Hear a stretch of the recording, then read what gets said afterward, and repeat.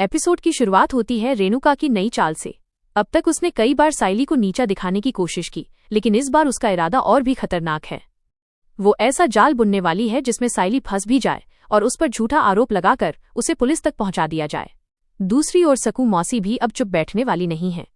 मगर असली धमाका तब होता है जब रेणुका खुद सकू मौसी को 25,000 रुपये पकड़ा देती है और कहती है, लो अब तेरे पास पूरे 2.5 लाख रुपए हो गए हैं, इन्हें संभाल कर रखना, बाद में मुझसे मत कहना। उसके चेहरे से साफ झलक रहा था कि वो पैसों का हिसाब रखने के बहाने कोई बड़ी साजिश रच रही है। लेकिन जैसे ही सकू मौसी पैसे रखने के लिए अलमारी खोलती हैं, उनका दिमाग सुन्न हो जाता है। वहां से पहले से ही 1 लाख रुपए गायब थे। घबराकर वो इधर उधर ढूंढने लगती हैं। तभी पीछे से रेणुका आ धमकती है और जोर से डांटते हुए कहती है, मैंने तुझसे कहा था ना, पैसे सही से रखना। अब देख, 1 लाख गायब हो गया। रेणुका गुस्से में सबके सामने ऐलान कर देती है, ये पैसे मैंने अपनी आंखों से ताले में रखे थे, चाबी भी सिर्फ मेरे पास थी। कोई चोरी करने आता तो बाकी सामान क्यों छोड़ता। सकू मौसी सकते में पड़ जाती हैं। तभी रेणुका चालाकी से बात को घुमाकर साइली की ओर इशारा कर देती है। मौसी सोचते सोचते बताती हैं कि उस वक्त घर पर रोशनी भी आई थी और उसके बाद साइली भी। बस यहीं से रेणुका को मौका मिल जाता है और वो तुरंत कहती है, रोशनी ऐसा नहीं कर सकती, चोरी अगर हुई है तो वही साइली ने की होगी। लेकिन खेल यहीं खत्म नहीं होता।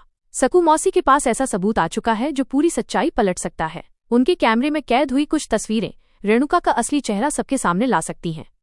इसी बीच रेणुका की शिकायत पर पुलिस आती है और बिना देर किए साइली को गिरफ्तार कर लेती है। मासूम साइली बार बार अपनी बेगुनाही की गुहार लगाती है, लेकिन कोई उसकी सुनता ही नहीं। अगले ही पल उसे हथकड़ियां पहनाकर जेल भेज दिया जाता है। ये खबर पूरे मोहल्ले में आग की तरह फैल जाती है। परिवार के लोग सकते में हैं और सचिन का गुस्सा चरम पर। वो सीधा सकू मौसी के घर पहुंचकर गरज उठता है, मौसी अब बस, मुझे असली सच इसी वक्त चाहिए।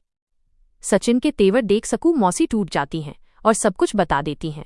बेटा, ये सब रेणुका की चाल थी। पैसे गायब होने पर उसी ने कहा था कि इल्जाम साइली पर डाल दो, लेकिन मुझे पता है साइली ऐसा कर ही नहीं सकती। इतना सुनते ही सचिन और तमतमा जाता है। मौसी आगे बताती हैं कि उस वक्त रोशनी भी घर आई थी और हो सकता है चोरी उसी ने की हो, मगर रेणुका ने साफ इनकार कर दिया और पूरा दोष साइली पर डालने की जिद की। अब साफ है कि साइली पर लगा आरोप झूठा है और असली चोर कोई और है। लेकिन रेणुका की चालाकी ने मासूम को जेल पहुंचा दिया है। सचिन आंखों में आंसू और गुस्सा लेकर ठान लेता है कि चाहे कुछ भी हो, वो साइली को गलत साबित नहीं होने देगा।